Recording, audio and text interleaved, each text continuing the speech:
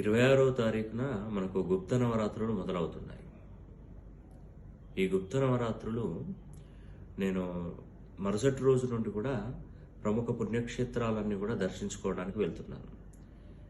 అమ్మవారు ప్రతి పుణ్యక్షేత్రంలో ఈ యొక్క మనకు కరుంగలి మాల అనేది కూడా ప్రతి క్షేత్రంలో తీసుకెళ్ళి అక్కడ పూజలు జరిపించిన తర్వాత మళ్ళీ ఈ మాలలని తీసుకొచ్చి అమ్మవారు వారాహి అమ్మవారి దగ్గర హోమం జరిపించి ప్రత్యేకించి మీ పేరు గోత్రం ఇవి రెండు కూడా పంపించండి.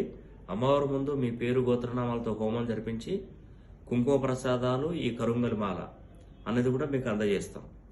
తదితర విషయాల గురించి అనేది కూడా మన ఆఫీస్ నెంబర్లకు కాల్ చేయండి, బుక్ చేసుకోండి. తప్పకుండా నేను పంపిస్తాను. ఈ కరుంగలి మాల ధరించడం ద్వారా ఈ అమ్మవారు శక్తివంతమైనటువంటి వారాహి అమ్మవారు అనుగ్రహం తప్పకుండా అంటే మీపై తప్పకుండా ఉంటుంది. ఈ వారాహి గుప్త నవరాత్రులలో హోమం చేయించుకుంటే మీకు ఆర్థిక సమస్యలు రూపుమాపుతున్నట్టుగా అయిపోతుంది. ఆర్థిక వ్యవస్థ బలపడుతుంది.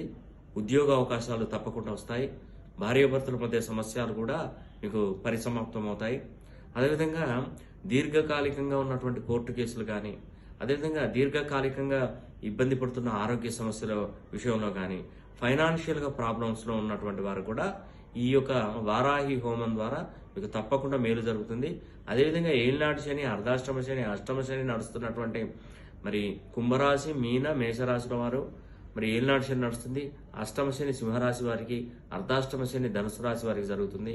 మరి ఈ ప్రత్యేకంగా ఈ 9 రోజుల్లో భాగంగా పుణ్యక్షేత్రాలు దర్శించుకున్న తర్వాత హోమం జరిపించి ఆ శని హోమం కూడా మనకి ఈ ఆషాఢ మాసానికి అధిపతి రాహువు కాబట్టి మరి ఈ రాహు అనేటువంటి వాడు కుంభరాశిలో ఉన్నాడు కాబట్టి మరి ఈ 9 రోజులలో శని హోమం జరిపించుకుంటే తప్పకుండా మేలు జరుగుతుంది.